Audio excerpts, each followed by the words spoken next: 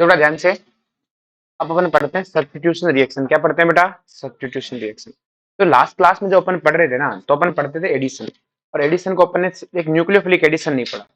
आज अपन सब्स्टिट्यूशन पढ़ेंगे, लेकिन सब्स्टिट्यूशन रिएक्शन में आज की क्लास पूरी तरह इंट्रोडक्शन पे जाएगी न्यूक्लियोफाइल के और लिविंग ग्रुप पे। क्लियर है? पहले थोड़ा सा जानते हैं सब्स्टिट्यूशन क्या होता है। देखो सब्स्टिट्यूशन रिएक्शन में क्या होता है, अपने पास एक कोई भी आर है, क्लियर है, इसके ऊपर एक लिविंग ग्रुप होगा। क्या होगा बेटा? Leaving group. इस लिविंग ग्रुप पे कोई अटैकिंग ग्रुप आएगा, कोई अटैकिंग ग्रुप आएगा। वो अटैकिंग ग्रुप ए अटैक करेगा, लिविंग ग्रुप क्या कर जाएगा? लीव। और बस यही रिएक्शन है, बस यही क्या है? रिएक्शन। क्योंकि सब्स्टिट्यूशन का मतलब है एक आएगा तो एक जाएगा, जबकि एडिशन में क्या था बेटा? डबल बॉन्ड था, पाई बॉन्ड टूटता था, इलेक्ट्रोफाइल न्यूक्लियोफाइल दोनों जुड़ते थे। यहाँ पे दोनों जुड़ने वाला खेल है नहीं है, एक आएगा और एक जाएगा। अगर आने वाले ग्रुप के बेस पे नाम रखते हैं, आने वाला ग्रुप न्यूक्लियोफाइल हुआ तो नाम हो जाएगा न्यूक्लियोफिलिक सब्स्टिट्यूशन रिएक्शन, और आने वाला ग्रुप अगर फ्री रेडिकल हुआ तो फ्री रेडिकल, और आने वाला ग्रुप इलेक्ट्रोफाइल हुआ तो, जैसे हमने एडिशन में सिर्फ दो ही पढ़ी थी, कौन सी पढ़ी थी बेटा? इलेक्ट्रोफिलिक और फ्री रेडिकल। यहाँ पढ़ेंगे न्यूक्लियोफिलिक और फ्री रेडिकल। इसको अपन पढ़ेंगे एरोमेटिक में। किसमें पढ़ेंगे? क्योंकि 90% 99.9% जो अपने सिलेबस में रिएक्शन है वो सब एरोमेटिक ही देते हैं। जो इलेक्ट्रोफिलिक वाले रिएक्शन वो कौन देते हैं? एरोमेटिक। तो तब की तब पढ़ेंगे, अभी क्या टेंशन है? अरे बोलो, ये चीज क्लियर है? अब अपन सबसे पहले पढ़ेंगे बेटा न्यूक्लियोफिलिक सब्स्टिट्यूशन रिएक्शन। क्या पढ़ेंगे? न्यूक्लियोफिलिक सब्स्टिट्यूशन रिएक्शन क्या होती है? ये रिएक्शन डिपेंड करती है बेटा न्यूक्लियोफाइल पे। किस पे डिपेंड करती है? तो substitution reaction are affected by strength of a nucleophile as well as a tendency of leaving group. मतलब यहाँ पे दो चीज होंगी, एक तो हमें लिविंग ग्रुप को देखना है और एक न्यूक्लियोफाइल को देखना है। अरे बोलो, एक न्यूक्लियोफाइल आएगा, एक लिविंग ग्रुप जाएगा। तो पहले हम सीखे तो सही कौन न्यूक्लियोफाइल कौन है लिविंग ग्रुप। रिएक्शन तो बाद की बात है। तो सबसे पहले अपने पास आता है न्यूक्लियोफिलिसिटी। क्या आता है बेटा? न्यूक्लियोफिलिसिटी क्या होता है बेटा? ध्यान समझो कि strength of nucleophile is defined bye nucleophilicity है क्या? जिसके पास क्या है बेटा? इलेक्ट्रॉन डेंसिटी ज्यादा होती है। तो strength of nucleophile is defined by the tendency of electron donation. Electron donate करने की टेंडेंसी को क्या बोलते हैं बेटा?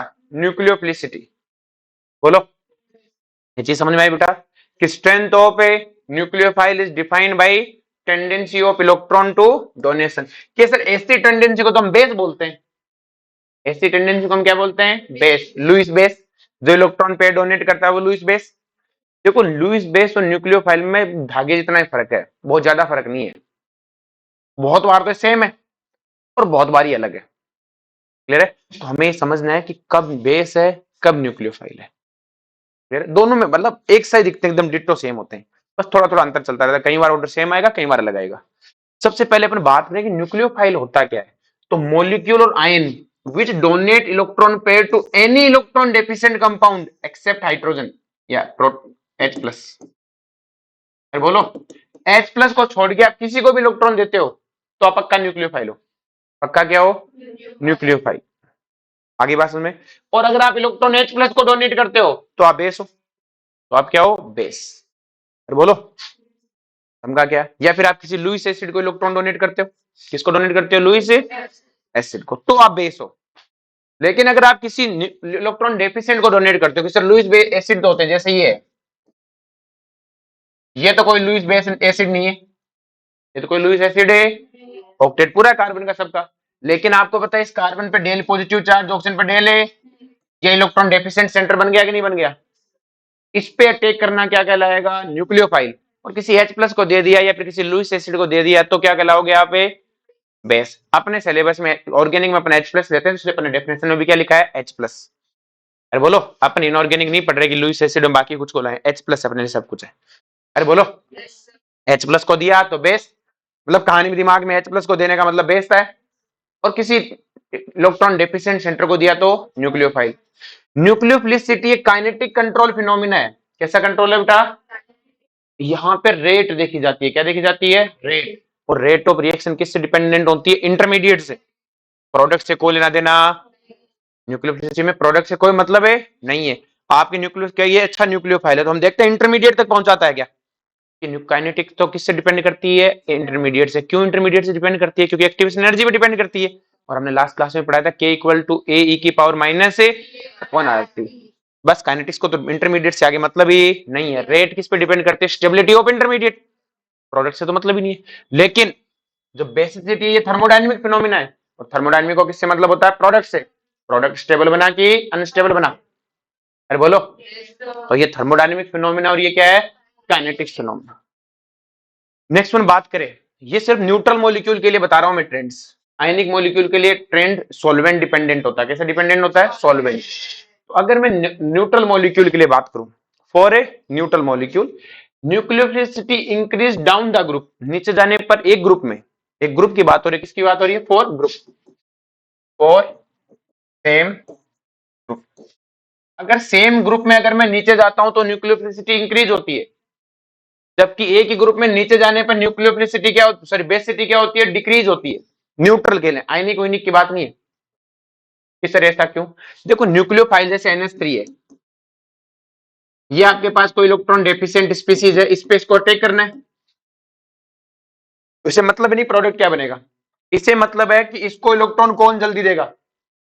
इसको इलेक्ट्रॉन है, रेट तो यही है कि कौन इलेक्ट्रॉन जल्दी, चाहे वो स्टेबल बने चाहे ना स्टेबल बने, इससे सिर्फ इस बात से मतलब इसे इलेक्ट्रॉन कौन जल्दी देगा।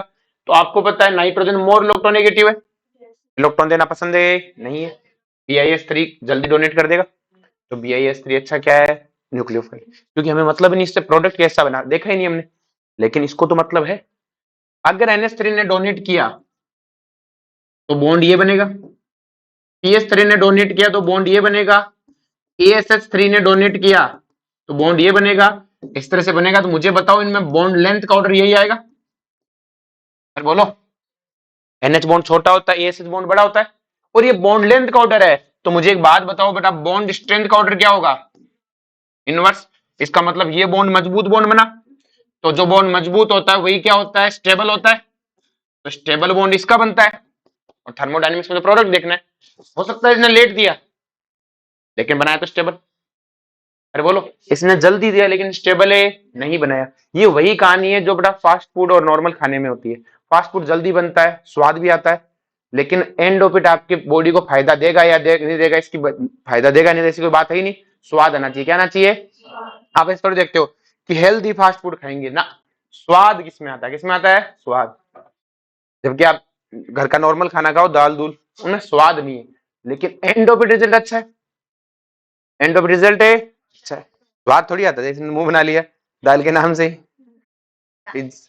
दाल नहीं खानी तेरे को? क्या खाती है? सर मैं तो BTS की फैन हूँ। कछुए, मगरमच्छ, केकड़े हैं? मैं कोरियन तो यही खाते हैं ना, केकड़े कुकड़े मछलियां। क्या खाते हैं? अच्छा, सुशी तू भी देखती हो? BTS फैन है क्या? कि सर मैं अंडरग्राउंड फैन हूँ। क्लियर है? तो वैसे क्लियर है सबको ये? तो जो सिंपल सी कहानी है वही ये कहानी है जो फास्ट फूड के अंदर होती है बेटा। आ रही बात समझ में? कि आपको अगर फास्ट फूड के टाइम जो है, सिंपल सी कहानी है कि आपको अगर फास्ट फूड खाते हो तो आपकी बॉडी को जल्दी स्वाद आता है, लेकिन उसे एंड ऑफ रिजल्ट आप नहीं देखते हो। लेकिन अच्छा खाना आपकी बॉडी को हेल्थ बनाता है, अच्छा बनाता है। सेम कहानी है।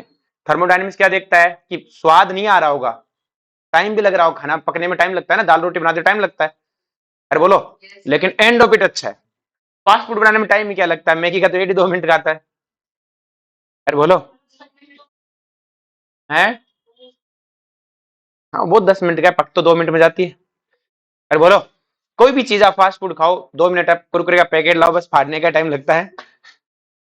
अरे बोलो। तो ये चीज सिंपल सी कहानी यही है। काइनेटिक्स को सिर्फ किससे मतलब है? रेट से। एंड ऑफ रिजल्ट कोई मतलब है? तो न्यूक्लियोफिलिसिटी हम देखेंगे कौन जल्दी देता है, कहानी खत्म। इसको लास्ट भी देखना है कि प्रोडक्ट कैसा बनता है, बॉन्ड स्ट्रेंथ अच्छी बनती है कि नहीं बनती। क्या दोनों का ऑर्डर समझ में आया बेटा? पर ये न्यूट्रल के लिए, आयनिक के लिए एकदम नहीं है। अरे बोलो, आयनिक को हम सॉल्वेंट डिपेंडेंट देखते हैं। नेक्स्ट वन अपने को क्वेश्चन आता है, compare the basic strength and nucleophilicity for same period, for a same period. एक ही पीरियड के अगर एलिमेंट आ जाए पीरियोडिक टेबल में तो कैसे कंपेयर करेंगे? देखो वो सिंपल है। पहली बात तो देखो, जैसे सेम पीरियड आया ना, तो चाहिए आप HF बॉन्ड को लो, H प्लस है, उसको F माइनस ने इलेक्ट्रॉन डोनेट किया, उसको OH माइनस ने इलेक्ट्रॉन डोनेट किया। अगर ये डोनेट करेगा तो बॉन्ड क्या बनेगा? HF, और OH डोनेट करेगा तो क्या बनेगा? OH। बॉन्ड लेंथ तो ऑलमोस्ट नियर बाय सेम ही रहती है, क्योंकि दोनों सेम ही पीरियड के हैं। तो ये भी आउटर मोस्ट 2p है, ये भी आउटर मोस्ट है 2p है, तो बॉन्ड लेंथ तो ऑलमोस्ट सेम ही है। तो सिंपल से कहने सेम पीरियड में भी ये बेस क्या देखेगा? अब इलेक्ट्रॉन जल्दी दे दे, इलेक्ट्रॉन है, न्यूक्लियोफाइल तो जल्दी देखता ही है, ये भी क्या देखेगा, जल्दी दे दे, क्योंकि थर्मोडायनेमिकली तो बॉन्ड सब में सेम ही बनेगा, थर्मोडायनेमिक बॉन्ड सब में क्या मिलेगा, सेम। तो सेम पीरियड में न्यूक्लियोफिलिसिटी और बेसिसिटी का ऑर्डर सेम आता है। क्यों? क्योंकि थर्मोडायनेमिक फिनोमेना तो अलग है ही नहीं भाई, जो HF का है वो HOH का है, जैसा बॉन्ड इसने बनाया वैसा बॉन्ड इसने बनाया, तो उसने कहा बॉन्ड तो नियर बाय सेम बनता है, तो ये क्या देखेगा कि ठीक है, फिर स्पीड से आ जाए, क्या आ जाए बेटा, अरे बोलो, चमका क्या? तो देखो बेटा ध्यान से कि अपने को 4 ऑप्शन दिया और पूछा न्यूक्लियोफिलिसिटी का ऑर्डर बताओ, न्यूक्लियोफाइल को देखिए कि कौन मुझे जल्दी देगा, तो एक कार्बन है, एक फ्लोरीन है, तो आप बताओ कार्बन ने हमेशा इलेक्ट्रॉन दिए ही हैं, तो क्या ये इलेक्ट्रॉन जल्दी दे देगा? लेकिन फ्लोरीन ने कभी इलेक्ट्रॉन को देना नहीं सीखा, मांगना सीखा, छीनना सीखा। अगर उसको कहीं डोनेट कर, तो क्या ये मन से डोनेट कर पाएगा? अरे बोलो, चमका क्या?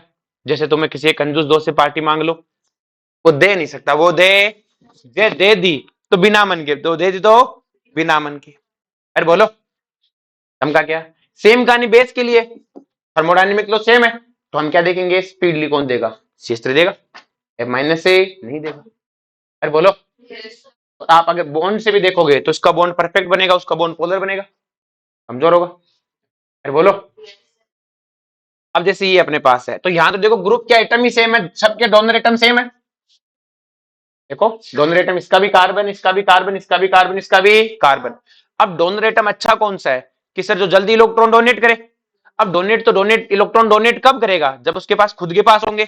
अब मैं स्टेबिलिटी ऑर्डर नहीं देख रहा हूं कि एनाइन स्टेबल है कि अनस्टेबल है, नहीं, वो तो मतलब ही नहीं है, वो तो स्ट्रेंथ में देखते हैं जिसका एनाइन ज्यादा स्टेबल है। मैं तो कह रहा हूं इनमें से अच्छा न्यूक्लियोफाइल कौन है, जिसके पास खुद के पास इलेक्ट्रॉन होगा तभी तो दूसरों को देगा, और खुद पे इलेक्ट्रॉन नहीं होगा दूसरों को देगा कहां से? तो सिंपल सी कहानी बेटा, अगर मैं बात करूं इस नेगेटिव चार्ज पे NO2 का क्या लगेगा, -M और A माइनस आई, इस CS3 का क्या लगेगा, +H और A प्लस आई, और OH का +M और A माइनस आई, और ये क्या रह गया, मासूम। और अगर मैं बात करूं बेटा इनकी इलेक्ट्रॉन डोनेशन की, तो आपको पता है CS2 पे नेगेटिव चार्ज है, अरे बोलो, और CS2 पे नेगेटिव चार्ज है, तो अब से आपको NO2 का -M लगेगा, तो क्या इसके इलेक्ट्रॉन को छीन लेगा, तो किस कार्बन के पास इलेक्ट्रॉन है ही नहीं, है ही नहीं, तो देगा कहां से? अरे बोलो, और देगा कहां से, तो सबसे खराब न्यूक्लियोफाइल हुआ। अब ये ठहरा मासूम, इन दोनों में डोनेशन है, और डोनेशन है तो ये इलेक्ट्रॉन देंगे तो इसके पास और इलेक्ट्रॉन आएगा, और इलेक्ट्रॉन आएगा तो और डोनेट करेगा, तो इसका मतलब क्या हो गया, सेकंड और ये फोर्थ वाला यहां रहेगा। अब थर्ड और सेकंड में बात करें, तो थर्ड में +M लगता है, ज्यादा इलेक्ट्रॉन डेंसिटी, अरे बोलो, +M से यहाँ ज्यादा इलेक्ट्रॉन डेंसिटी, ज्यादा इलेक्ट्रॉन डेंसिटी और डोनेशन भी ज्यादा, और डोनेशन भी ज्यादा, तो थर्ड का ज्यादा सेकंड से, सेकंड का ज्यादा फोर्थ से। अब कोई कहेगा सर इससे तो अनस्टेबल हो रहा है, तो पूछा ही नहीं मैंने स्टेबिलिटी अनस्टेबिलिटी का ऑर्डर, और अच्छी बात है ना, जितना ज्यादा अनस्टेबल होगा उतना ज्यादा रिएक्टिव होगा। अरे बोलो, बात हुई नहीं स्टेबिलिटी अनस्टेबिलिटी की, जाके अटैक कर, अरे बोलो, यही ऑर्डर बेस का आएगा, क्योंकि बॉन्ड तो सेम ही बनेगा, बॉन्ड में अलग कोई है ही नहीं, तो तेजी देखेंगे। नेक्स्ट वन फिर से अपने पास सेम एनाइन है, OH का क्या लगेगा, +M, NH2 का +M, और इनका ऑल ओवर क्या लगता है, -I, और ऑल ओवर -I लगता है, तो हम क्या कहेंगे बेटा, तो बस सिंपल सी कहानी, हमें क्या चाहिए, नेगेटिव चार्ज, इस कार्बन पे इलेक्ट्रॉन डेंसिटी चाहिए, तो ये दोनों डोनेट करते हैं, और ये दोनों विड्रॉ, तो विड्रॉ वाले दोनों खत्म है, लेकिन दोनों में से ज्यादा विड्रॉ कौन करता है, ब्रोमीन, तो ब्रोमीन ज्यादा खत्म, तो ये सबसे खत्म, फिर ये ठीक, तो 4-3। अरे बोलो, अब ये दोनों डोनेट करते हैं, लेकिन ज्यादा डोनेट NH2 करता है, NH2 ज्यादा डोनेट करता है, तो यहाँ पे ज्यादा इलेक्ट्रॉन डेंसिटी, तो अटैक भी ज्यादा करेगा, तो न्यूक्लियोफाइल भी, अरे बोलो, चमका क्या? नेक्स्ट देखो बेटा, ये तो ऑर्डर ऑफ न्यूक्लियोसिटी ग्रुप में जो लिखा है वही है, ठीक है भाई, ग्रुप नहीं जाने पड़ते न्यूट्रल्स के लिए। अब जैसे ये CH3O नेगेटिव और ये वाला है, ध्यान समझो, देखो बेटा इस CH3 ग्रुप का क्या लगेगा, +I, और इस बड़े से ग्रुप का भी क्या लगेगा, +I, इसे टर्सरी ब्यूटॉक्साइड नाम है, इसका क्या नाम है, टर्सरी ब्यूटॉक्साइड।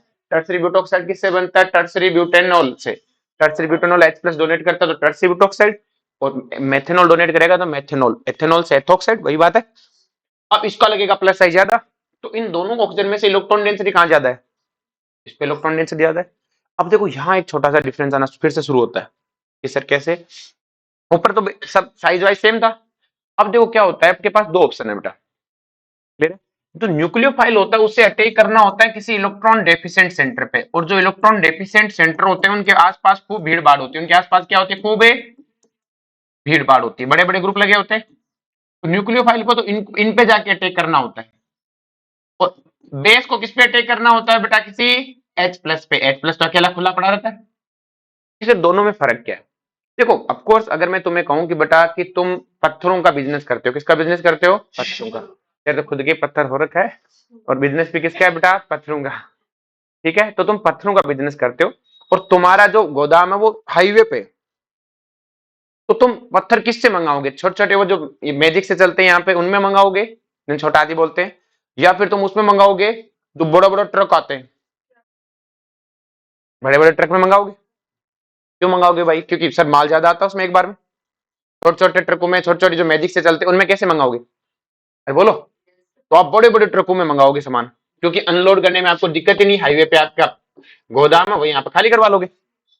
लेकिन अगर आपका गोदाम यही तुम्हारी इस गली में हो, तो सिंपल सी कहानी है, तुम यहाँ ट्रक नहीं मंगवा सकते। तो तुमने देखा होगा कि यहाँ पत्थरों का जो ट्रांसपोर्ट करता है छोटे छोटे टेम्पो करते हैं, और मैजिक से करते हैं ना, ये पिकअप करती है, पर उनमें सामान कम आता है, लेकिन ऑप्शन ही नहीं है। ऑप्शन ही, ट्रक आ ही नहीं सकता यहाँ पे, और ट्रक आ तो गया तो वापिस बाहर नहीं जा सकता। सांची भर की स्कूटी आगे लगा देंगी, दब दबा के मरेंगी।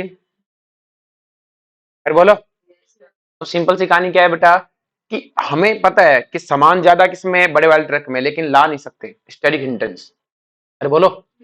और इसमें क्या है बेटा, अपने पास में छोटे वाले में सामान कम आता है, लेकिन स्टेरिक हिंड्रेंस नहीं है। तो न्यूक्लियोफाइल इस चीज को भी देखता है कि मुझे जहां अटैक करने जाना है वहां स्टेरिक हिंड्रेंस होगा, तो साइज कम होनी चाहिए। साइज है, थोड़ा सामान कम ले चलेंगे, लेकिन साइज क्या होनी चाहिए? कम। लेकिन बेस को इस बात से कोई मेला देना नहीं है, उसे तो H प्लस पे अटैक करना है, चारों ओर भीड़ भाड़ होगी।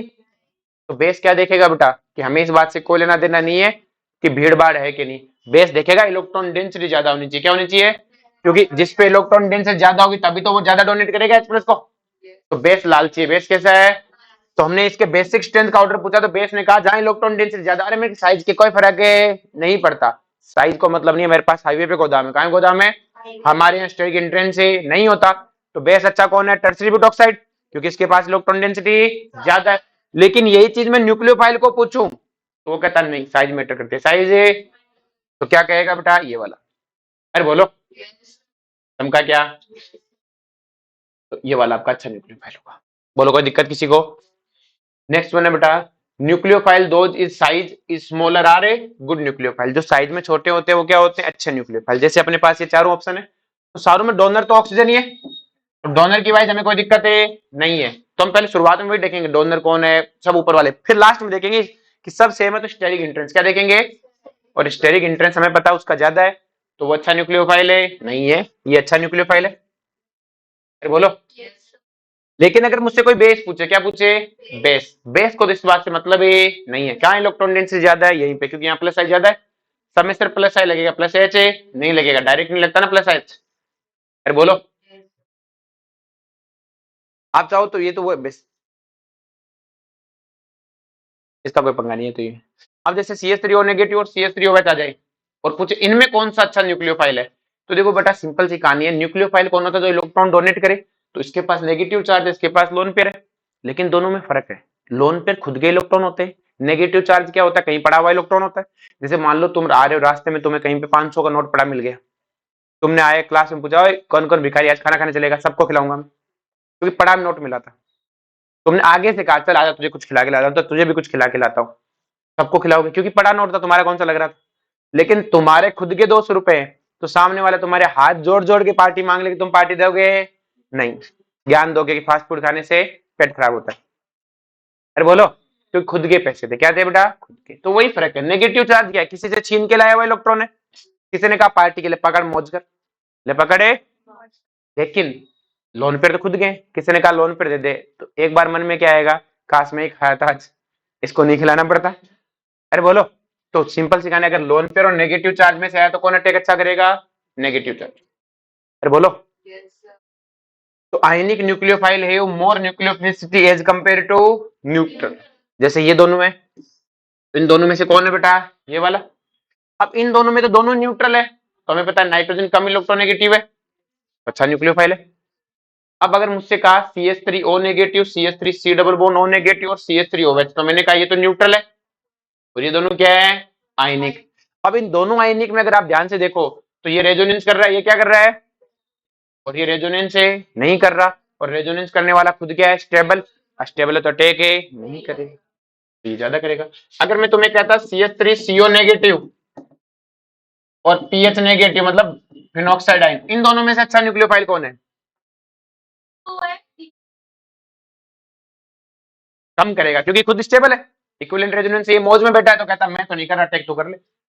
अरे बोलो, और इससे ज्यादा कौन होगा, CH3O नेगेटिव, क्योंकि वो रेजोनेंस ही नहीं करता। अरे बोलो। नेक्स्ट आता है टाइप्स ऑफ सॉल्वेंट। क्या आता है बेटा, टाइप्स ऑफ सॉल्वेंट में हमारे पास दो तरह के सॉल्वेंट होते हैं। एक होता है बेटा नॉन पोलर सॉल्वेंट और दूसरा होता है polar solvent. Non polar solvent वही है जो बेटा अपन केमिकल बॉन्डिंग में पढ़ के आए थे। नॉन पोलर सॉल्वेंट उसे बोलते हैं जिसका म्यू जीरो होता है, जिसका म्यू क्या होता है, जीरो। और म्यू जीरो वाले कौन है, बेंजीन CCl4 CH2 HCF4। इन्हें रिएक्शन से कोई लेना देना नहीं है, जीवो तो जीवो, मरे तो मरे, एकदम मतलब ही नहीं है किसी से, रिएक्शन में क्या हो रहा है क्या नहीं हो रहा। अरे बोलो, ये दुनियादारी से क्या है बेटा, ऊपर उठे हुए, इन्हें कोई मतलब है नहीं है। फिर आते हैं पोलर सॉल्वेंट जिनका डाइपोल मोमेंट जीरो नहीं होता। उसमें फिर वापस दो तरह के आते हैं बेटा, कुछ होते हैं पोलर प्रोटिक सॉल्वेंट, कुछ क्या होते हैं बेटा, पोलर प्रोटिक सॉल्वेंट, और कुछ क्या होते हैं, polar aprotic solvent. Polar protic solvent क्या होते हैं, पोलर तो है लेकिन प्रोटिक का मतलब वो जो H प्लस देने की टेंडेंसी रखते हो, जो H प्लस देने की क्या रखते हो, टेंडेंसी। और एप्रोटिक क्या है, जो H प्लस देने की टेंडेंसी ना रखते हो। तो जो पोलर प्रोटिक है वो solvent in which hydrogen attach to more electronegative atom, कि वो सॉल्वेंट जिसमें हाइड्रोजन मोर इलेक्ट्रोनेगेटिव एटम से जुड़ा हुआ हो। जैसे आपका पानी है, एमीन है, एल्कोहल है, HF है, और एक एक्स्ट्रा क्लोरोफॉर्म, इसमें कार्बन से जुड़ा है लेकिन ये हाइड्रोजन मोर इलेक्ट्रोनेगेटिव, क्योंकि इस पे 3 क्लोरीन लगे हैं तो कार्बन की इलेक्ट्रोनेगेटिव बहुत ज्यादा, और ये हाइड्रोजन को H+ के रूप में निकाल देता है। Solvent in which hydrogen attach to less electronegative atom, जैसे एसीटोन है, कार्बन देखो सारा हाइड्रोजन कार्बन पे जुड़ा है, एक भी ऑक्सीजन पे नहीं है। DMF डाई मिथाइल फॉर्मेमाइड, इसमें पढ़ाया था मैं IUPAC में, कॉमन नेमिंग में सिखाया था ना, डाइमिथाइल है फॉर्मेमाइड, नाम नोमेनक्लेचर सिखाया था। ये तो डाइमिथाइल हो गया और ये क्या हो गया, फॉर्मेमाइड। इसमें भी देखो ना, एक भी हाइड्रोजन नाइट्रोजन या ऑक्सीजन से नहीं जुड़ा हुआ, पोलर है। DMSO डाइमिथाइल सल्फोक्साइड या सल्फर ऑक्साइड। फिर बोलो, ईथर, ये THF, इसे बोलते हैं THF, क्या बोलते हैं, टेट्राहाइड्रोफ्यूरेन, टेट्राहाइड्रो, एक भी नहीं जुड़ा हुआ। फिर बोलो, आपका पिरिडीन, फिर बोलो, इस सॉल्वेंट में कोई कुछ एक्स्ट्रा नहीं है। फिर आता है बेटा क्राउन ईथर। क्या आता है, क्राउन ईथर भी पोलर एप्रोटिक का एग्जांपल है। कि सर क्राउन ईथर क्या होता है, क्राउन ईथर कुछ नहीं होता बेटा, एक ईथर का एक चेन फॉर्म में इस तरह जुड़ा रहता है। ईथर, हम ईथर क्या पढ़ते हैं, ROR। अब इस ROR को अगर मैं ऐसे लिख दूं, C carbon carbon carbon O carbon carbon O, ऐसे चलाता जाऊं, और एक साइक्लिक फॉर्म में, किसमें हो बेटा, उसे बोलते हैं क्राउन ईथर। क्राउन ईथर की नेमिंग ध्यान रखना, ऐसे लिखा रहता है, जैसे मान लो ये मैंने एक एग्जांपल लिया 15 क्राउन 5, तो लास्ट वाला जो होता है अकेला 5, ये बताता number of oxygen atom, number of, और जो शुरू के नंबर होते हैं वो बताते हैं number of oxygen plus number of carbon atom. अरे बोलो, तो बताओ 15 क्राउन 5 में कितने कार्बन है, 10 कार्बन है, और कितने ऑक्सीजन है, 5। हाइड्रोजन की वो तो स्ट्रक्चर बना के देख लेंगे कितने होंगे। पर मुझे कई बार ऐसा लगता है कि साइंस बनाने वाले बड़े बेवकूफ से आदमी होते हैं कई बार। भाई आपने इसको 5 यहाँ ऑक्सीजन लिख दिया तो यहाँ सिर्फ कार्बन लिख देते, दोनों का सम करके लिखने की नौटंकी क्यों कर रहे हो, मतलब। पर क्या होता है ना कि उल्टा चलने की आदत होती है, लीक लीक लीक सभी चले, शायर सिंह सपूत उल्टा चले, ऐसा कुछ एक कहावत है, ऐसे सभी चलते हैं बेटा, लीक लीक चले कपूत, शायर सिंह चले, 3 लोग उल्टा चले, शायर सिंह चले, पता नहीं क्या, मैं भूल गया, मेरे को याद करने दो एक बार, गूगल नहीं होगी ना मारवाड़ी में। हाँ ऐसे, लीक लीक सभी, लीक लीक चले कपूत, 3 लोग उल्टा चले, शायर सिंह सपूत। क्लियर है, मतलब ये है कि इसका अर्थात ये है बेटा कि पूरी दुनिया, जो कपूत होते हैं ना वो हमेशा जैसा एक ही रास्ते पे चलते रहते हैं, लेकिन जो सपूत होते हैं वो थोड़े उल्टे चलते हैं। शायर सिंह सपूत हमेशा क्या करते हैं, 3 लोग के उल्टे ही चलते हैं। लेकिन यहाँ मुझे लगता है कपूत ही जन्मे हुए सब, कोई सपूत होता तो वो लिख देता कि भाई यहाँ 10 लिख दो यार, मतलब आपने बता दिया 5 ऑक्सीजन है तो फिर ये 5 + 10 लिखने की नौटंकी क्यों, लिख देते 10 क्राउन 5, शुरू वाले नंबर कार्बन को, बाद वाले ऑक्सीजन को, कहानी खत्म। अरे बोलो, समझा क्या? तो ये चीज तो किन लोगों को मारवाड़ी बात नहीं आती तुम्हें से? एक तेरे को आती है, तेरे को भी नहीं आती? अरे यार मतलब समझ में आती है, मैं बोलूं समझ जाएगी। एक और मारवाड़ी में आता है, इला ना देनी आपनी हालरियो हुलराए, पूछ सिखाने पूछ सिखाए पालने, मरण बढ़ाई माई। बताओ क्या मतलब हुआ? चलो जी, मारवाड़ी सीख के आओ पहले। नाउ क्या कह रहे हो बेटा? अच्छा, कॉमन वाली आ जाती है, थोड़ी ऊपर वाली नहीं आती है। चलो बढ़िया है, ये वैसे नहीं आता समझ में, ये मारवाड़ी में पोइम है, तो कैसे मतलब दोहा जिसे बोलते हैं, कहावत है ना इसको। क्या वो तो हिंदी की भी नहीं आती हमें। चलो कैसे, हम उस जनरेशन से हमें कुछ नहीं आता है, हमें बस यूं है कि जो लैंग्वेज में मिक्सअप है, हमें ना ये लैंग्वेज आती है ना वो लैंग्वेज आती है। व्हाट्सएप लैंग्वेज वाली तो अंग्रेजी आती है। हम सब व्हाट्सएप के आसपास जो सिखाता है वही आता है हमें। मीम भेजना या फिर आपको इमोजी कौन सी भेजनी है उसके बारे में हमें सब पता है। बढ़िया, चलो अच्छी बात है, कहीं तो एक्सपर्ट हो। भाई गोबर खाने में भी तो एक्सपर्ट होना चाहिए ना, कि भाई ये एक्सपर्ट है गोबर खाने में। बहुत बढ़िया। इसमें अच्छा तुझे याद रहता है क्या? चलो जी, चल छोड़ना, इग्नोर करना। चलो जी, बात करते हैं बेटा अब जान से कि पोलर प्रोटिक सॉल्वेंट और पोलर एप्रोटिक सॉल्वेंट हमारे क्या काम आते हैं। पोलर प्रोटिक सॉल्वेंट और पोलर एप्रोटिक सॉल्वेंट है हमारे क्या काम आते हैं। तो देखो सिंपल सी कहानी है, अगर अपन किसी पोलर प्रोटिक सॉल्वेंट में कोई एनाइन डाले, कोई क्या डाले बेटा? एनाइन, ये बी प्लस है। कोई एनाइन ए नेगेटिव डाले या कोई केटाइन बी पॉजिटिव डाले, तो जो एनाइनिक पार्ट है क्या, उसको जैसे मैंने पानी लिया, तो पानी का जो ऑक्सीजन पे डेल नेगेटिव, हाइड्रोजन पे डेल पॉजिटिव है, तो क्या इसका नेगेटिव चार्ज इसके ए, सॉरी उल्टा डाल दिया क्या, ए पे पॉजिटिव कर देते हैं, बी पे नेगेटिव कर देते हैं, फिर परफेक्ट है। परफेक्ट है, ए पे पॉजिटिव चार्ज है, तो ऑक्सीजन का नेगेटिव चार्ज के इस पॉजिटिव चार्ज को अट्रैक्ट करेगा। अरे बोलो, और अट्रैक्ट करेगा तो केटाइन इस ए पे जो पॉजिटिव चार्ज है ये धीमे धीमे क्या हो जाएगा, स्टेबल हो जाएगा। तो भाई केटाइन को पानी का ऑक्सीजन अट्रैक्ट करके क्या कर देगा, स्टेबल कर देगा। और जो एनाइनिक पार्ट है उससे उसका हाइड्रोजन जो डिस पे डेल पॉजिटिव चार्ज है, क्या वो एनाइनिक पार्ट उससे स्टेबल कर देगा। तो अगर आपने पोलर प्रोटिक सॉल्वेंट में, ये क्या करता है, बोथ केटाइन और एनाइन को स्टेबलाइज कर देता है। केटाइन आया तो उसको कौन पढ़ देगा बेटा, H प्लस। एनाइन आया तो उसे क्या कर देगा, O नेगेटिव, मतलब जो उसका एनाइनिक पार्ट है। अरे बोलो, तो जो पोलर प्रोटिक सॉल्वेंट है उसमें चाहे केटाइन डालो चाहे एनाइन डालो, दोनों स्टेबलाइज हो जाते हैं। केटाइन कौन है, इलेक्ट्रोफाइल, एनाइन कौन है, न्यूक्लियोफाइल। दोनों डालो, दोनों को पकड़ के बैठ जाता है। अरे बोलो, लेकिन यही चीज जब मैं पोलर एप्रोटिक सॉल्वेंट में डालू, किसमें डालू बेटा, पोलर एप्रोटिक सॉल्वेंट में, कि सर अब बताओ। तो देखो बड़ा सिंपल सी कहानी है कि पोलर एप्रोटिक सॉल्वेंट होता है ना, इसमें सिर्फ केटाइन स्टेबलाइज होता है। कि सर क्यों? जैसे मैंने एग्जांपल लिया एसीटोन, एसीटोन पे बड़े बड़े ग्रुप लगे हुए, इस कार्बन पे डेल पॉजिटिव चार्ज, इस पे डेल है नेगेटिव। जैसा ही केटाइन डाला तो केटाइन को नेगेटिव क्या कर लेगा, अट्रैक्ट कर लेगा और स्टेबलाइज कर देगा। लेकिन जो एनायनिक पार्ट है उससे स्टेबल होने के लिए कार्बन के पास जाने, कुछ जाने देंगे तो होगा ना। अरे बोलो, जाने देंगे तो होगा। अरे बोलो, जब ये जाएगा नहीं तो स्टेबल होगा ही नहीं। चमका क्या? तो ये सिर्फ और सिर्फ पोलर एप्रोटिक सॉल्वेंट किसको स्टेबलाइज करता है, तो इसके भाव एनाइन जिए चाहे मरे, इससे कोई लेना देना।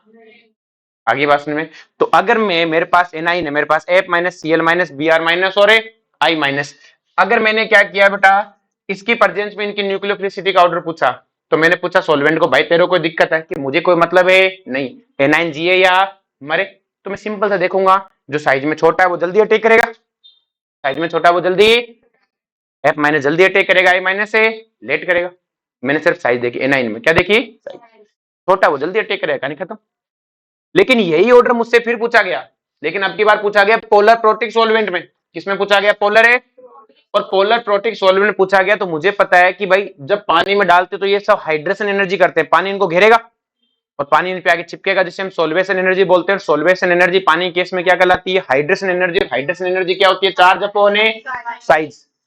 अरे बोलो, और चार्ज अपॉन साइज होता है, तो आपको पता है बेटा चार्ज अपॉन साइज में अगर इन सब में बात करूं तो इन सबका चार्ज समान है, तो साइज देखूंगा, जिसकी खुद की साइज बड़ी है उसकी हाइड्रेशन एनर्जी क्या होगी, कम, और हाइड्रेशन एनर्जी कम होगी तो उस पर सॉल्वेंट कम चिपकेगा, कम चिपकेगा तो उसकी जो हाइड्रेशन एनर्जी है वो भी क्या होगी, कम।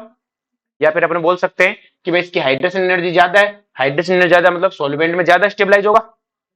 फिर बोलो भाई इसको चारों ओर पानी ज्यादा गिरेगा तो ज्यादा स्टेबलाइज हो जाएगा, और ज्यादा स्टेबलाइज होने का मतलब पानी इसको पकड़ लेगा, और पानी इसको पकड़ लेगा तो क्या अटैक करने के लिए अवेलेबल है। अरे बोलो, और आई माइनस को कम स्टेबलाइज करेगा मतलब पानी इसको कम पकड़ेगा, तो अच्छा न्यूक्लियोफाइल कौन हो गया, आई माइनस। तो एनाइन की सोल्युबिलिटी सॉल्वेंट डिपेंडेंट है, कि न्यूट्रल में कोई दिक्कत नहीं, आप जैसा देखते हो वैसे देखो। अरे बोलो चमका क्या। नेक्स्ट वन अपने पास लिविंग ग्रुप, क्या है बेटा, लिविंग ग्रुप। कि भाई लिविंग ग्रुप क्या होता है, ध्यान समझना लिविंग ग्रुप के बारे में। जो बेटा लिविंग ग्रुप बहुत सिंपल सा है कि लिविंग ग्रुप क्या होता है, मे बी नेगेटिव चार्ज और न्यूट्रल स्पीसीज। ये नेगेटिव चार्ज भी हो सकता है इस पे और न्यूट्रल स्पीसीज भी हो सकता है।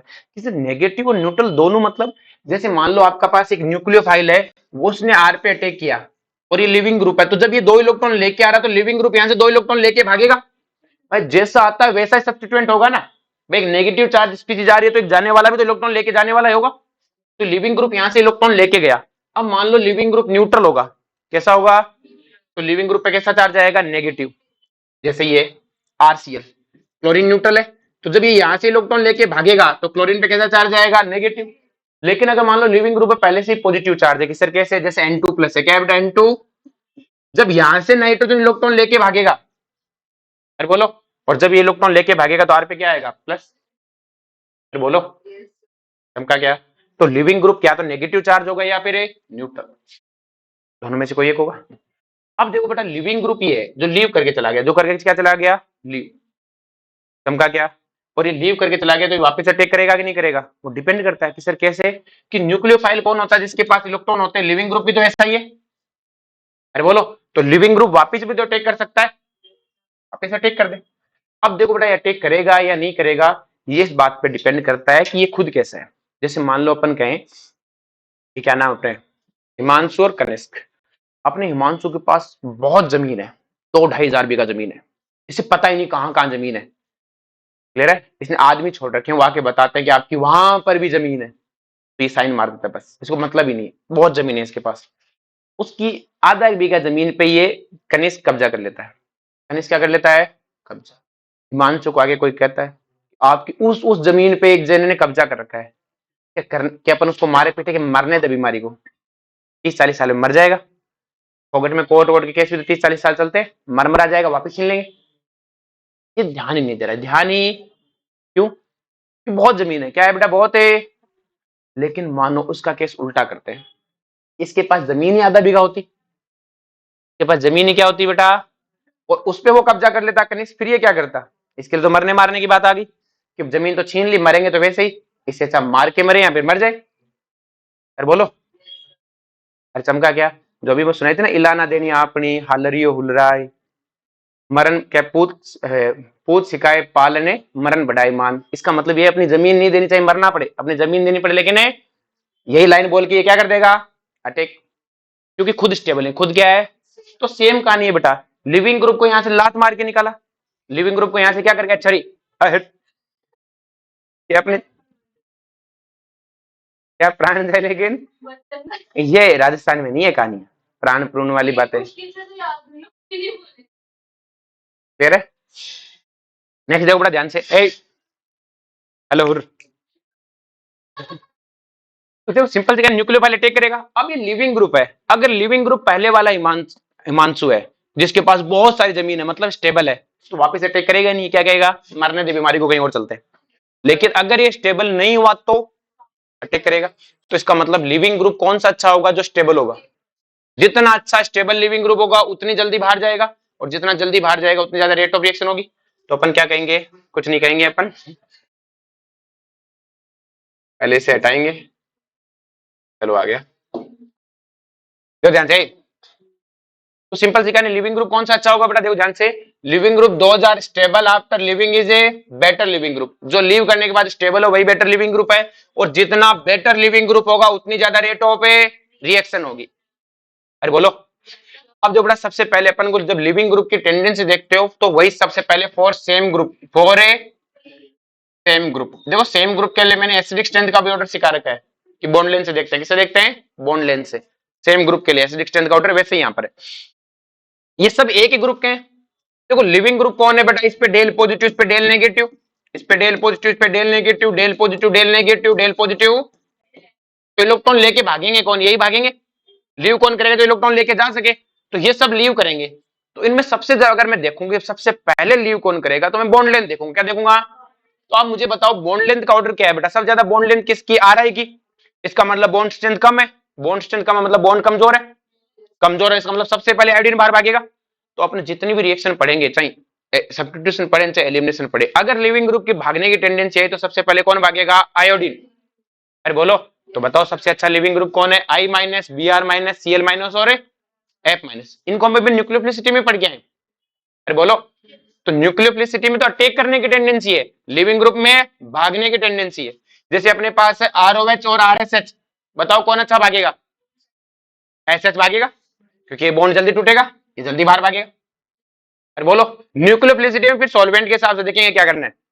दोनों को अलग अलग पढ़ना बेटा, और आराम से सोचना एक बार। इस ऑर्डर को न्यूक्लियोफिलिसिटी में भी देखना, यहाँ पर भी देखना। अरे बोलो, पोलर प्रोटिक सॉल्वेंट में यही न्यूक्लियोफाइल का ऑर्डर है। अरे बोलो, पोलर प्रोटिक सॉल्वेंट में यही है ना न्यूक्लियोफिलिसिटी का ऑर्डर पढ़ के आए। और यही पोलर प्रोटिक सॉल्वेंट में मैं देखूंगा तो ये अच्छा न्यूक्लियोफाइल है, ये कमजोर न्यूक्लियोफाइल है। सोचना क्यों? और लिविंग ग्रुप का अलग से, लिविंग ग्रुप का मतलब भागने की टेंडेंसी, और न्यूक्लियोफाइल का अटैक है, अटैक करने की टेंडेंसी। और लिविंग ग्रुप होता तो न्यूक्लियोफाइल जैसा ही है। अब जैसे अपने पास ये है, मुझसे पूछा कि अच्छा लिविंग ग्रुप कौन सा? अच्छा लिविंग ग्रुप है, तो बेटा इस सब पे नेगेटिव चार्ज है, सबका नेगेटिव चार्ज क्या कर रहा है? रेजोनेंस क्या कर रहा है? तो वो तो सब में सेम है। फिर मैं देखूंगा तो CH3 का क्या लगेगा? प्लस आई। प्लस एस तो लगता नहीं डायरेक्ट। इस CD3 का भी क्या लगेगा? प्लस आई। क्या CF3 का माइनस एच लगेगा क्या? नहीं लगेगा, अल्फा पे ही नहीं, अल्फा पे ही। तो सिर्फ क्या लगेगा? माइनस आई। इसका भी क्या लगेगा? माइनस आई। क्या इसका प्लस एम लगेगा क्या फ्लोरीन का? नहीं, वो तो बहुत दूर है, रेजोनेंस है ही नहीं भाई। अगर फ्लोरीन के इलेक्ट्रॉन को देखो तो वो तो ऐसे है, sigma sigma lone pair, sigma sigma, तो है ही नहीं। तो सिर्फ माइनस आई देखना है, और सिर्फ माइनस आई तो फ्लोरीन का ही ज्यादा था। वो तो नाली वाली कहानी के कारण ज्यादा हुआ था क्लोरीन का। अरे बोलो, और सिर्फ फ्लोरीन का माइनस आई ज्यादा है। आपको पता जितना ज्यादा इलेक्ट्रॉन खींचोगे एनाइन उतना स्टेबल, उतना अच्छा लिविंग ग्रुप। न्यूक्लियोफाइल की बात नहीं हो रही है, किसकी हो रही है? लिविंग ग्रुप की। तो जितना एनाइन स्टेबल होना चाहिए, क्या होना चाहिए? जबकि न्यूक्लियोफिलिसिटी में क्या था कि मेरे पास इलेक्ट्रॉन होने चाहिए ताकि मैं अटैक कर दूं, और यहाँ क्या मेरे इलेक्ट्रॉन क्या होने चाहिए? शांत होने चाहिए ताकि अटैक वापस से ना करे। तो सबसे अच्छा लिविंग ग्रुप कौन सा? ये वाला, फिर ये वाला। अब ये दोनों बचे, दोनों में डोनेशन है, लेकिन CD का क्या लगता है? प्लस आई ज्यादा, तो सबसे खत्म लिविंग ग्रुप है। जैसे अपने पास फिर से कि ये अपने पास ऑप्शन है। अब जो बेटा इस पे नेगेटिव चार्ज, इस पे भी नेगेटिव चार्ज, इस पे भी नेगेटिव चार्ज, इस पे भी क्या है? Negative charge.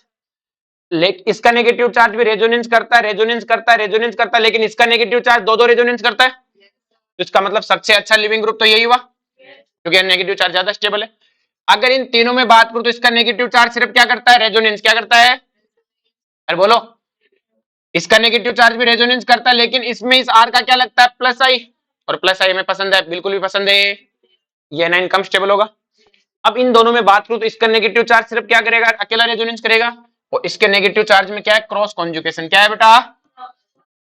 कि सर क्रॉस कॉन्जुगेशन कहां पर है? देखो, ये O नेगेटिव अपना रेजोनेंस करेगा तो डबल बॉन्ड भी तो रेजोनेंस लाएगा। तो क्या उस नेगेटिव चार्ज को कम रेजोनेंस मिलेगा?